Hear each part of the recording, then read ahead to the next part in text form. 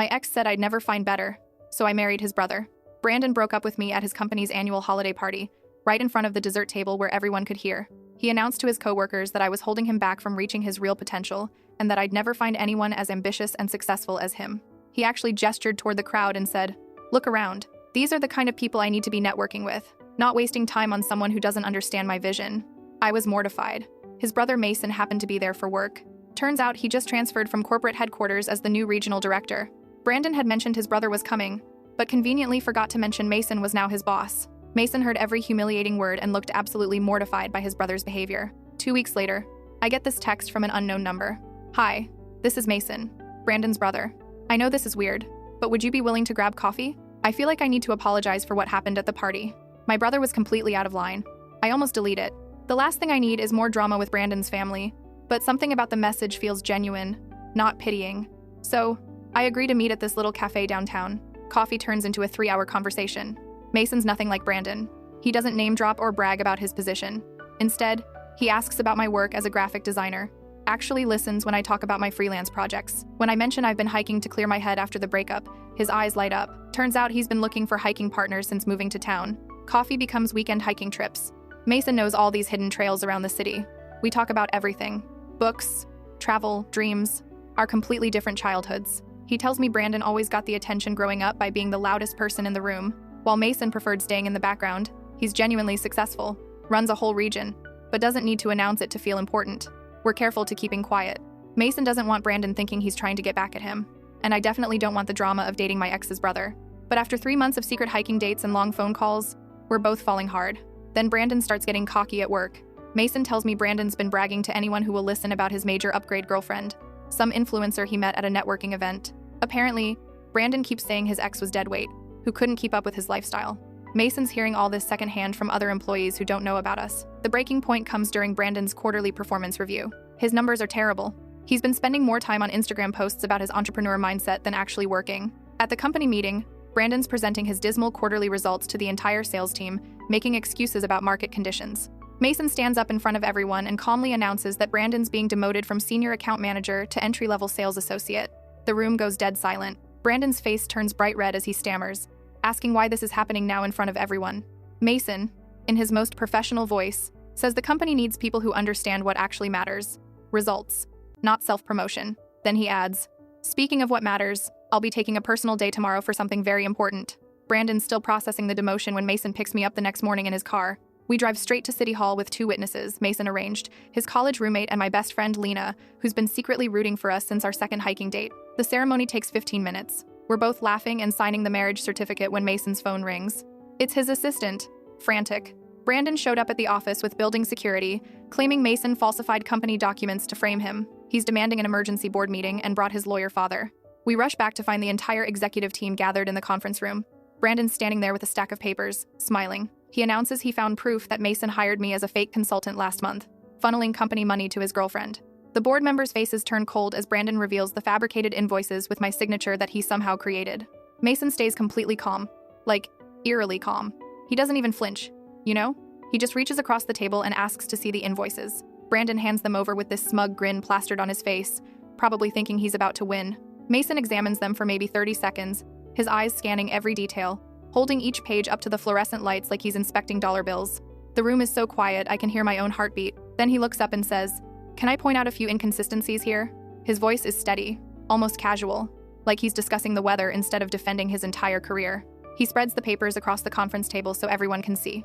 "First," he says, tapping the header with his index finger, "this company logo is from 2 years ago, before the rebrand. We changed our entire visual identity in March of last year.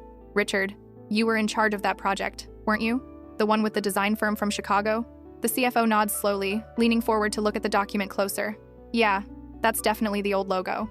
We spent 3 months getting rid of it from every system." "Right. So any invoice generated in the past year and a half would have the new branding." Second, Mason's finger moves down to a signature line. "This is supposedly from Janet in finance, but Janet retired 8 months ago. We had a whole goodbye party for her, remember? She moved to Arizona to be closer to her grandkids. Someone," he glances at Brandon, "would have had to forge her signature manually." Brandon's face is turning pink around the edges. "That doesn't prove anything," he mutters. And third, Mason flips one of the pages over to show the backside of the printed document, then pulls out his phone and takes a picture, Zooming in, the metadata visible in the PDF properties shows these were created yesterday at 3:47 p.m. on a computer registered to. He pauses for effect, holding up his phone so the board can see the screenshot. Brandon's office workstation, computer number 2847, which is logged to his employee ID in the IT system. The silence that follows is deafening. The room goes completely silent. I mean, you could literally hear the air conditioning humming. Brandon's smug expression just, evaporates off his face. His mouth opens and closes, but nothing comes out. The CFO, this older guy named Richard, pulls his laptop closer and says, "Let me check something." He's typing fast, his fingers clicking against the keyboard. After a minute, he rotates the screen so the whole board can see. I'm looking at our actual consultant database right now. There's no record of, he glances at me, any payments processed under her name. No contract signed. No W-9 on file. Nothing. The head of HR, Jennifer, chimes in without even being asked. All consultant agreements require 3 executive signatures and a full legal review before any payments can be processed. It's company policy. Has been for years. She's looking directly at Brandon now.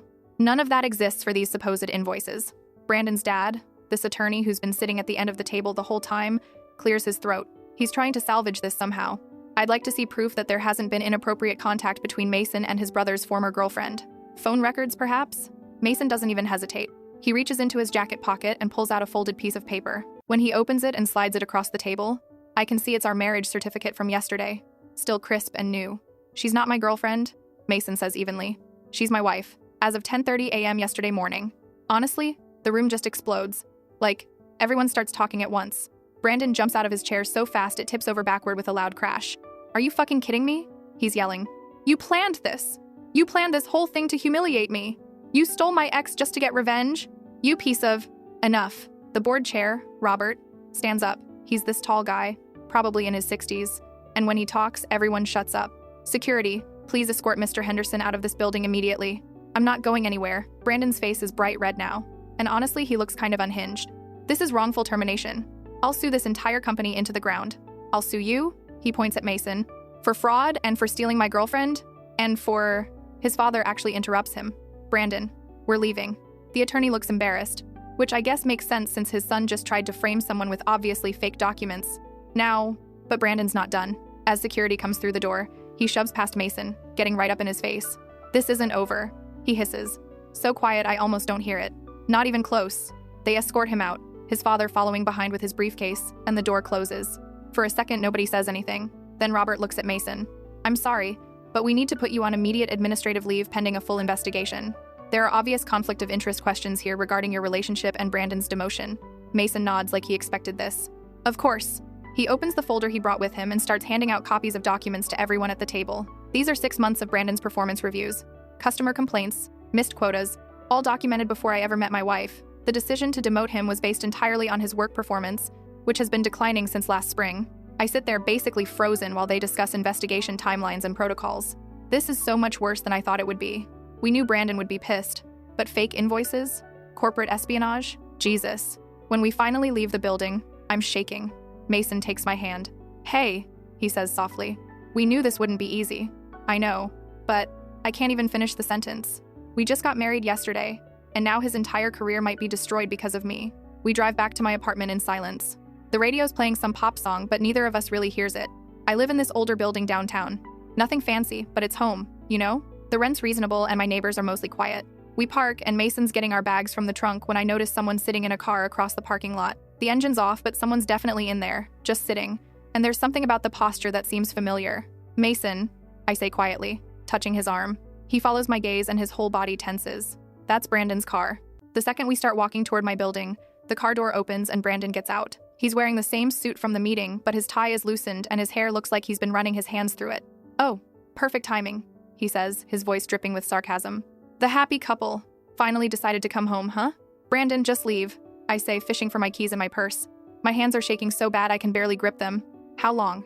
He's walking toward us now, and I can see his eyes are red, like he's been crying or drinking or both. "How long were you sleeping with my brother while we were together? Weeks? Months? Did you two have a good laugh about it? Did you make fun of me in bed?" "We met after you dumped me," I tell him, trying to keep my voice steady. "At the dessert table. Remember? You were too busy networking with your important contacts." Bullshit. Complete fucking bullshit. He's getting closer. And honestly, I'm starting to feel really scared. He's never been physically aggressive before, but there's something unhinged about him right now. You ruined my life, my career, my family, everything. You did this on purpose. Both of you. This was all planned from the beginning.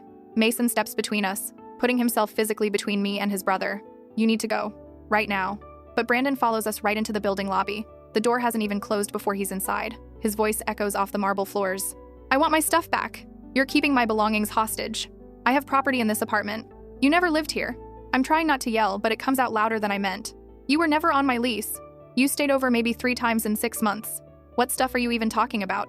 Mrs. Kim, the building manager, comes out of her first-floor office. She's this tiny Korean woman in her 60s who doesn't take crap from anyone. Is there a problem here? Yeah, this psycho won't give me my property, Brandon says before I can even respond, pointing at me like I'm the crazy one. She's holding my stuff hostage because I broke up with her. She's obsessed with me. I pull out my lease and ID from my wallet. My hands still shaking so bad I almost dropped them. I'm the only resident here. Unit 3, B. He doesn't live in this building. He never has.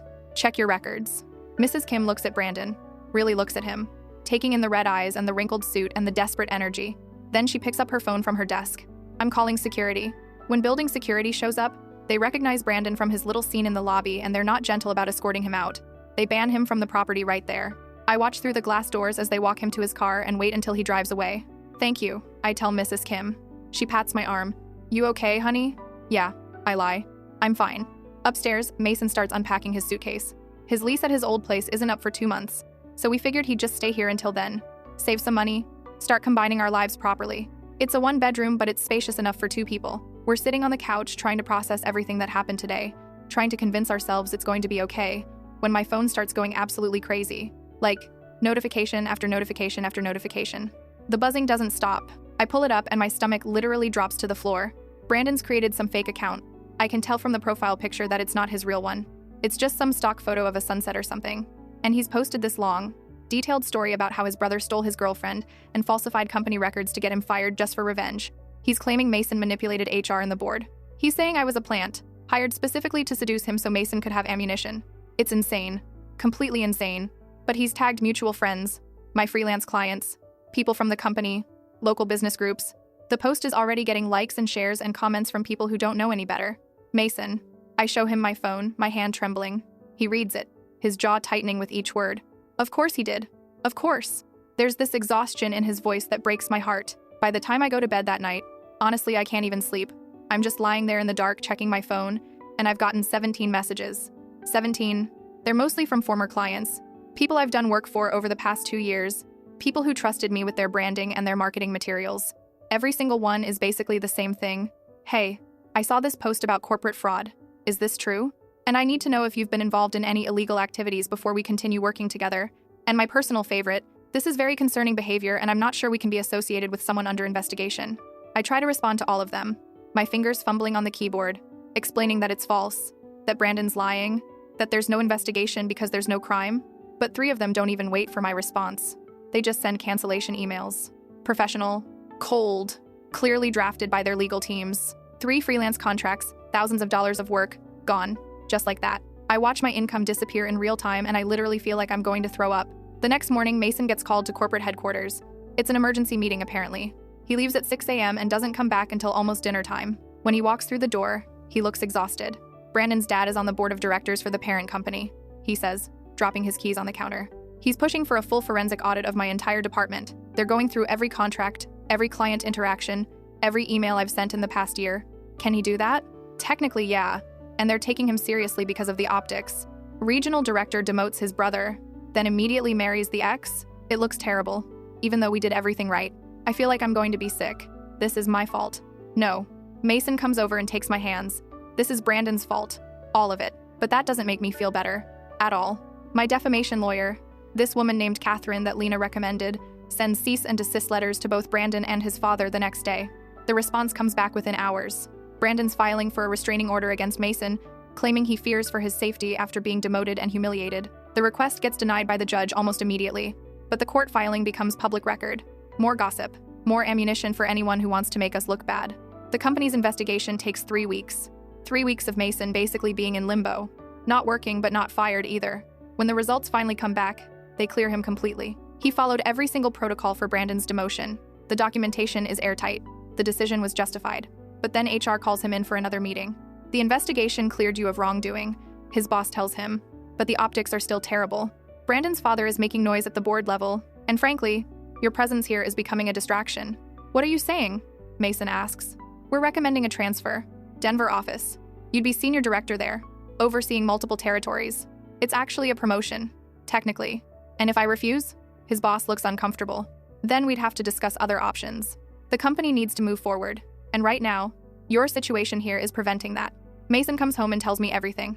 We sit at the kitchen table, my half-eaten dinner getting cold between us. I'd made pasta, his favorite kind with the garlic and olive oil, trying to do something normal, something that felt like we were still okay. Denver, I say quietly, letting the word hang there. Yeah, that's like, what, 1,000 miles away? More? About that. Maybe a little less. He's not looking at me, just staring at his hands folded on the table. I don't know what to say. Moving means starting completely over. Brand new city where we don't know anyone. No friends, no connections, no nothing. New clients for me, having to rebuild my entire portfolio and reputation from scratch.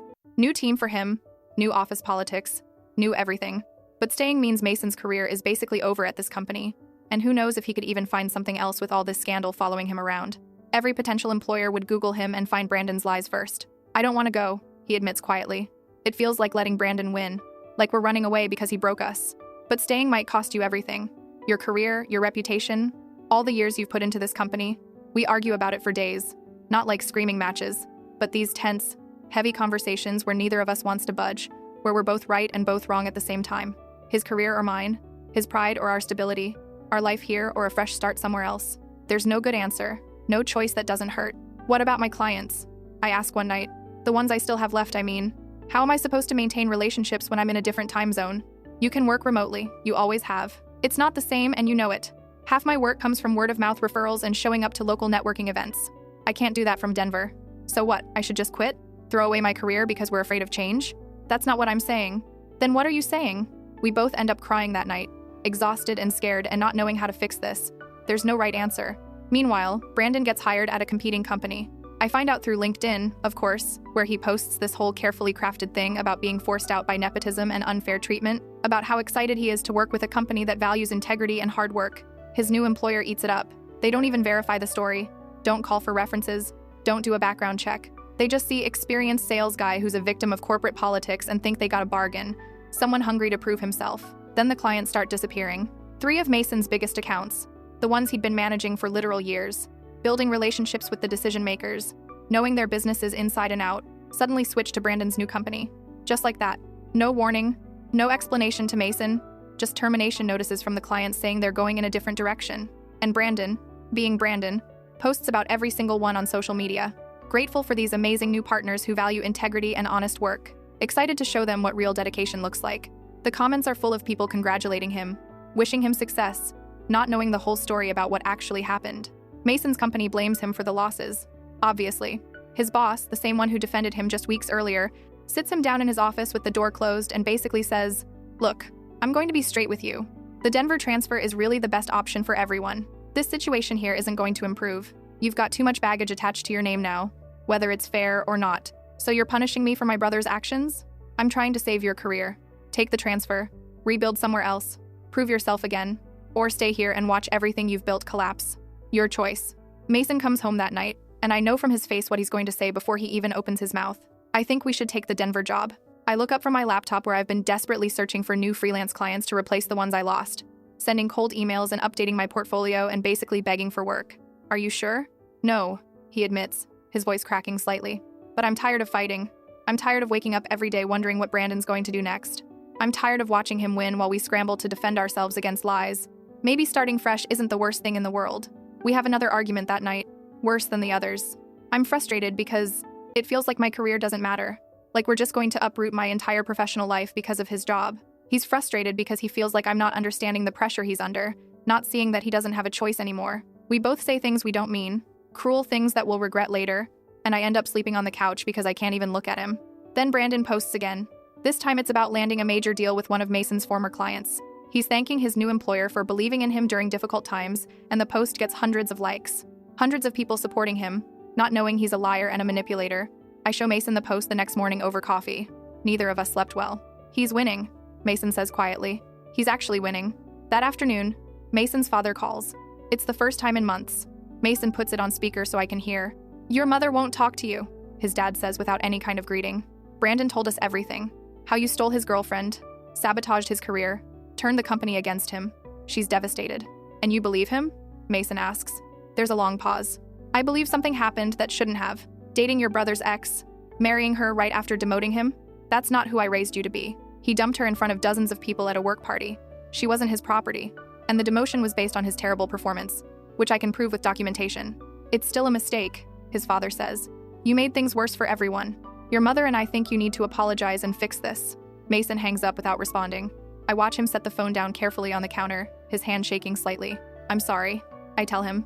It's not your fault, but he won't look at me. That night, Catherine, my lawyer, calls with news. We found something interesting, she says, and I can hear the excitement in her voice. Brandon accessed Mason's work email using an old password. We have digital footprints showing he downloaded client lists, pricing structures, confidential information. That's corporate espionage. That's actually illegal, I tell Mason immediately. For the first time in weeks, he looks hopeful. He takes the evidence to his company's legal department the next day. But their response isn't what we expected. Pursuing charges would mean more publicity, the general counsel tells him. It would mean admitting our security protocols failed. It would open us up to lawsuits from affected clients. Frankly, it's not worth it for us. So you're just gonna let him get away with it? We'll handle it quietly through his new employer. Send them the evidence, let them deal with it internally. Mason does exactly that. He contacts Brandon's new boss directly, providing screenshots, timestamps, everything. Brandon's boss schedules a meeting with him, but Brandon apparently claims Mason is harassing him, that the evidence is fabricated. They launch an internal investigation but don't suspend Brandon. He keeps working, keeps stealing clients, keeps winning. I find out I'm pregnant 2 weeks later. 3 positive tests, all showing the same thing. 2 pink lines, clear as day, no ambiguity whatsoever. I sit on the cold bathroom floor staring at them lined up on the edge of the sink, trying to figure out how to tell Mason. Everything is literally falling apart around us. His career is imploding. We're about to move across the country to a city we've never even visited. We're fighting more than we're talking. And now this. A baby. A whole entire human being that's going to depend on us when we can barely take care of ourselves right now. I sit there for maybe 30 minutes, just breathing, trying to process. Part of me wants to cry. Part of me wants to laugh because the timing is so absurd it's almost funny. Mostly I just feel terrified. When he comes home from another terrible day at work, I'm still sitting on the bathroom floor. I just show him the tests when he finds me there. Can't even find words. My throat is too tight. His face goes through like 5 different expressions in 3 seconds. Shock, his eyes widening, fear, his breath catching, confusion, his eyebrows pulling together, and then this smile. Slow at first, then spreading across his whole face. He actually smiles, genuinely smiles, for the first time in weeks. Are you serious? This is real? Yeah, 3 tests, all positive. He slides down to sit next to me on the bathroom floor, his back against the tub, and then he's crying. Happy tears mixed with stress tears mixed with overwhelmed tears mixed with something that might be relief. We sit there for probably an hour, maybe longer, just talking about whether we can handle this. A baby, an actual baby, when our whole lives are complete chaos.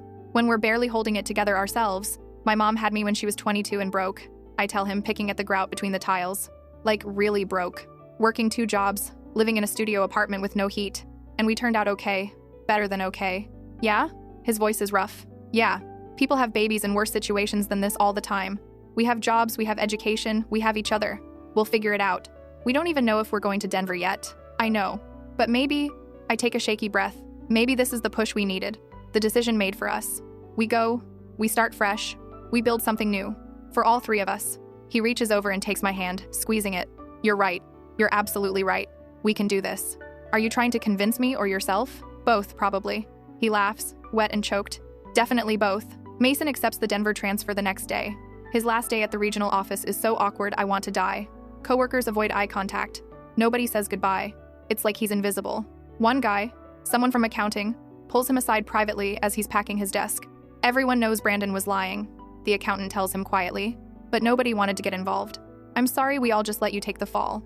Thanks, Mason says, but it doesn't change anything. Then things finally shift. Brandon's new company finds the deleted emails on his laptop. IT ran a forensic recovery as part of their investigation. And boom, there's all the proof. Emails to himself with attached client files, pricing sheets, confidential strategy documents, everything he stole from Mason's company. They fire him immediately. And not quietly either. They send a formal letter to Mason's company explaining that they've terminated Brandon for corporate espionage and they're pursuing legal action. Brandon's father can't protect him this time because the evidence is overwhelming. I tell Mason about the pregnancy on our drive to Denver. We're somewhere in Kansas, Flat highway stretching forever. When I can't keep it in anymore. I'm pregnant. He actually pulls over at a rest stop, right there on the highway. Just pulls into the parking lot and stops the car. Then he's crying again. That same mix of happy and terrified and overwhelmed. We sit in that rest stop parking lot for over an hour, talking about how we're supposed to handle a baby when we're rebuilding our entire lives. My mom had me when she was broke, I tell him. Like really broke. And we turned out okay. Yeah? Yeah. We'll figure it out. Brandon calls Mason from a blocked number that night. Mason doesn't recognize it, so he answers, and I can hear Brandon's voice through the phone from where I'm sitting. You fucking destroyed me, Brandon's saying. Criminal charges? Corporate espionage? My father won't even pay for a lawyer. This is all your fault. You stole my girlfriend. You ruined my career. You turned my own family against me. Mason just says, very quietly, you did this to yourself, Brandon. All of it. Then he blocks the number. Denver is different. Obviously. Everything's different. The air is thinner, drier, makes my skin feel tight. The mountains are visible from basically everywhere. These massive peaks that make me feel small. Mason starts his new position managing a smaller team than he had before. Technically a lateral move, but it feels like a step backward. And from day one, people are weird around him. Distant. Suspicious. Like they've heard rumors but don't want to actually ask about them. He comes home after his first week and tells me he overheard 2 employees joking about him in the break room. He'd gone to get coffee, and they didn't realize he was around the corner. That's the guy who married his brother's ex, right? Jesus. What kind of family does that? Must be some serious drama there. One of them laughed. I heard he got his brother fired or something. Corporate scandal. Mason just stood there with his empty coffee mug, listening to people who didn't know him. It didn't know the truth, reducing his entire life to gossip. When they noticed him, they went quiet and walked away without even apologizing. I don't know how to fix this, he tells me that night. The scandal followed me here, across the country. It doesn't matter that I did nothing wrong. The scandal followed us both. I'm struggling too, maybe even worse. Looking for freelance work in a new city where nobody knows me, where I have 0 connections, 0 references from local clients. And when potential clients Google my name during the vetting process like they always do, all those posts about fraud accusations come up first, right there on the first page. Some have been taken down from Brandon's deleted accounts, but they've been screenshot and shared, living forever on other people's profiles and business forums. One potential client actually calls me to ask about it directly. I saw some concerning allegations online, she says very professional, very cold, about corporate fraud and falsified documents. Can you explain that situation? What am I supposed to say? That my ex-boyfriend's brother and I fell in love and his brother lost his mind? That he created fake evidence to frame us? That it sounds insane, but it's true? I try to explain, stumbling over my words, sounding defensive even though I'm innocent. She thanks me for my time and never calls back. After 2 months of rejections and dead ends, I finally land one contract with a Denver-based startup. The owner is this woman in her 40s, Jennifer, who doesn't Google me at all apparently. She just looks at my portfolio during our coffee meeting, flipping through the printed pages I brought, and says, "This is good work. Clean designs. You understand branding. When can you start?" I almost cry right there in the coffee shop. Immediately. Whenever you need. The pay isn't great. Honestly, it's less than half what I was making before. But it's something. It's a start. A foot in the door. I work double shifts, taking on every single project they offer, staying up until 2 a.m. some nights to meet deadlines, just to prove myself and rebuild my reputation from nothing. Brandon's criminal case gets resolved through a plea deal. 18 months probation, 200 hours of community service, and restitution to his former employer. The court also orders him to delete all social media posts about Mason and me. He actually does it, removes everything. But the damage is already done. The internet doesn't really forget. Mason's mom finally calls 3 months into our Denver life. I'm sitting on the couch when his phone rings, and I watch his face change when he sees her name. "Hi, Mom." I can't hear what she's saying, but Mason's eyes get wet. "I understand," he says. "Yeah, I know. It's okay." Long pause. "Actually, there's something I need to tell you." He glances at me and I nod. "I'm going to be a dad." She's pregnant. About 4 months now. Silence on the other end, then I hear his mom start crying. "Oh, Mason. Oh my God. I missed so much time. I'm so sorry." They talk for over an hour. She apologizes for believing Brandon's version of everything, for not calling sooner, for choosing sides without knowing the full story. Mason is careful with her, not letting her completely back in, but agreeing to limited contact. Baby steps. Literally. My startup contract grows into regular work. After 6 months, they're sending me so many projects I have to start turning things down. The owner asks if I'd consider hiring junior designers to help, basically turning my freelance gig into a small agency. It's not much money yet, but it's progress. Actual progress. Brandon moves back home with his parents in a different state. Mason's dad tells him this during one of their occasional phone calls. He needs help, his father admits. Real help. We enabled a lot of his behavior over the years, and now we're trying to get him into therapy. Mason doesn't respond at first. Then he just says, "Good luck with that," and changes the subject. Mason's Denver team slowly warms up to him. It takes almost 6 months, but eventually people start treating him like a normal boss instead of the guy from the scandal. His numbers are strong, consistently hitting targets, and corporate starts noticing. His boss pulls him aside one day and mentions there might be a promotion track if he keeps performing like this. Our daughter is born in early spring, on a Tuesday morning at 6:23 a.m. Labor was 16 hours. Most of it spent in a hospital room that smelled like antiseptic and had fluorescent lights that made everything look pale. Mason held my hand the entire time. Even when I squeezed so hard I thought I might break his fingers. Even when I yelled at him that this was his fault and I hated him. Which I didn't mean, but pain makes you say stupid things. When they finally put her in my arms, this tiny screaming thing wrapped in a hospital blanket, I understand for the first time what people mean when they say, your heart lives outside your body. She's perfect, pink, and angry, and perfect. 7 pounds, 4 ounces, full head of dark hair. Mason's nose, I think. Or maybe my mom's. She stops crying when she hears my voice. Mason's mom flies to Denver that same day, gets on a plane the second he calls her. She brings a handmade baby blanket, all soft yellows and greens that she must have been working on for months without telling us. And when she sees the baby through the nursery window, she starts crying, actually sobbing, her hand pressed against the glass. When she comes into my room, she apologizes again. I'm so sorry, she says, sitting in the chair next to my bed. I should have called sooner. Should have believed you both from the beginning. I missed your pregnancy. I missed your wedding. I missed so much because I was too proud to admit Brandon was lying. I'm exhausted. Every muscle in my body hurts. My brain is foggy from the epidural and the lack of sleep, but I understand what she's saying. You can be part of her life, I tell her, but I need you to understand that what happened, the last year, that's not something we can just forget about. You chose Brandon over your other son when he needed you. I know I did. And I'll regret that for the rest of my life. You can visit. You can be grandma. But we're not pretending the past didn't happen. We're not going back to how things were before. She nods, wiping her eyes. That's fair. That's more than fair. Thank you for giving me a chance. She stays for a week, helping with the baby, cooking meals, doing laundry, all the things new parents don't have energy for. She holds her granddaughter like she's made of glass, singing old lullabies I half remember from when Mason was little. Brandon sends a letter through their father about 6 months after the baby's born. Mason opens it at the kitchen table while I'm feeding our daughter. He reads it once, his face unreadable.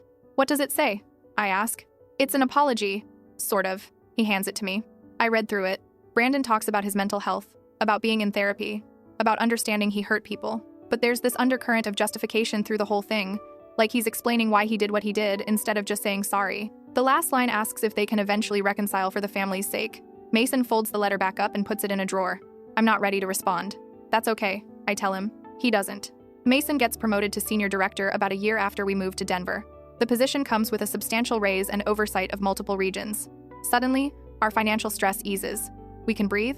My freelance business has grown to the point where I'm actually turning down projects, working with bigger clients, building a real portfolio again. We buy a small house in a suburb with good schools. Nothing fancy, but it's ours, and it has a yard for our daughter to play in. For the first time since Brandon's meltdown, things feel stable. 2 years pass. According to Mason's father, Brandon's engaged to someone he met at some support group. The news comes during a regular call, almost casual, like they're discussing the weather. He wants to know if he can come to Denver, his father says, to meet his niece. I know it's a lot to ask. Mason discusses it with me that night after our daughter's asleep. What do you think? It's your decision, I tell him honestly. But I'm not ready to pretend everything's fine. I can't do fake family dinners and small talk like the last 3 years didn't happen. That's fair. He's quiet for a long time. I'll meet him. Just coffee. Just the two of us. See where it goes. They meet at a cafe downtown on a Saturday afternoon. Mason leaves around noon, and I can tell he's nervous by the way he's checking his phone every few minutes before he goes. You sure about this? I ask. No, but I think I need to do it anyway. He's gone for about 2 hours. I spend the whole time trying not to imagine how it's going, trying not to worry that Brandon will manipulate him somehow, trying not to spiral. I organize the kitchen cabinets, fold laundry, clean things that don't need cleaning, anything to keep my hands busy. When he comes home, he looks lighter somehow, like he's set down something heavy he's been carrying. How was it? I ask. Meeting him at the door. Different. He's different. Mason sits down on the couch, and I sit next to him, waiting. Quieter. Less arrogant. He's been in therapy for over a year now. Intensive stuff. Working through a lot. He actually apologized, like, genuinely, looked me in the eye and said he understood what he did was wrong and that he needed me to know that. Did he make excuses? No. That's what surprised me. No blaming his mental health. No saying he was under stress. No justifying any of it. Just, I was cruel and manipulative and I hurt people I should have cared about. I'm sorry. That's it. Did he ask for forgiveness? No. He said he didn't expect it. Didn't even think he deserved it. Just wanted to apologize face to face because he owed me that much. Do you believe him? Mason thinks about it for a long time. Yeah, I think I do. He's not the same person who showed up at your apartment screaming. Something's changed. Are you going to forgive him? Eventually. Maybe. But we're never going to be close again. Too much happened. Too many things were said and done that we can't take back. I told him that. What did he say? He understood. Said he expected it. That he'd made his choices and now he has to live with the consequences. We left it cordial. Not friends, but not enemies either. How do you feel? Mason leans back, exhaling slowly. Like I can finally close that chapter, you know? It's done. He apologized, I acknowledged it, and now we can both move on with our lives. Separately, my defamation case finally settles 6 months later. Brandon's father agrees to pay $75,000 in damages and fund a PR campaign to clear my name. Catherine negotiates articles about my design work to be published in industry blogs and websites, pushing all the scandal stuff off the first page of search results. It works. New clients start contacting me without that immediate suspicion. My reputation slowly rebuilds. Then Mason's company offers him a vice president position at headquarters. It means moving again, this time to a major city with better opportunities for both of us. I'm hesitant at first. We just got settled, but then I land a contract with a national retail chain, a real contract with a major brand. We should do it, I tell Mason. Take the VP job. I can work from anywhere now, and this could be huge for both of us. We sell the Denver house at a profit and relocate. Mason's new role comes with significant authority and a 6-figure salary that makes me dizzy when I see his first paycheck. I hire 2 junior designers to help manage my growing workload. We're finally, actually, genuinely stable. Brandon sends a Christmas card that year. No letter, no long explanation, just a photo of him and his fiancée with their names signed at the bottom. Mason looks at it for a long time before putting it on the fridge. You want to respond? I ask. Maybe next year, he says. Mason's father has a minor heart attack the following spring. Not life-threatening, the doctors say, but scary enough that the whole family needs to come. The call comes at 6 in the morning, Mason's mom on the phone, her voice shaking. It's your father. They're doing tests now. You should come. We pack up our daughter, who's almost 2 now, grab whatever clothes we can find, and drive 6 hours straight to get there. Mason's knuckles are white on the steering wheel the entire drive. I keep touching his arm, reminding him to breathe. When we arrive at the hospital, Brandon's already there in the waiting room. We see each other, and for a second, nobody knows what to do. It's the first time we've been in the same room since the courthouse disaster 3 years ago. He's wearing jeans and a wrinkled button-up, his hair less styled than it used to be, and he looks older somehow, more tired. Then our daughter breaks free from my hand and runs toward the vending machine in the corner, and Brandon watches her with this soft expression. Is that her? He asks Mason, his voice quiet. Yeah, that's Josie. She's beautiful, looks like you guys both. Mason nods, and we all sit down in those uncomfortable plastic chairs that every hospital waiting room has, the kind that make your back hurt after 20 minutes. We're all careful, polite, maintaining this fragile peace because bigger things are at stake right now. Mason's mother comes out from the ICU after what feels like hours. He's stable, she says, and her voice cracks with relief. They cleared the blockage. He's going to be okay. Everyone breathes for what feels like the first time since we got the call. The doctor comes out about 30 minutes later and explains the procedure, the recovery timeline, how close it was. He was lucky, the doctor says. Another hour and we might be having a very different conversation. We're allowed to see him one at a time. Mason goes first, then his mother, then Brandon. When it's my turn, I bring Josie with me. Mason's father is hooked up to monitors, looking pale against the white sheets, but he smiles when he sees us come through the door. There's my beautiful granddaughter, he says, his voice weak but genuine. Josie climbs up on the chair next to his bed, showing him her stuffed elephant that she brings everywhere. They talk for a few minutes, him asking about her favorite foods and her favorite colors, her telling him about the birds we saw on the drive here. It's sweet, watching them, and I realize how much time was lost, how many moments like this we all missed because of Brandon's lies and the family's willingness to believe them. When we come back to the waiting room, Brandon's standing with Mason, and they're actually talking, not arguing, not tense, just talking like normal brothers might, about their dad, about the heart surgery he had years ago, about genetics and health problems they should probably be monitoring. Brandon meets his niece properly while we're all waiting for their dad to be moved to a regular room. He gets down to her level, crouching so he's not towering over her, and very gently shakes her tiny hand. Hi, Josie. I'm your Uncle Brandon. She looks at him seriously, the way toddlers do, assessing whether he's trustworthy. Then she holds out her elephant. This is Peanut. Hi, Peanut. It's nice to meet you. When Brandon looks up, there are tears in his eyes, and I realize he's genuinely emotional about this. About meeting her, about being included, about getting a chance he probably doesn't think he deserves. Nobody mentions the past.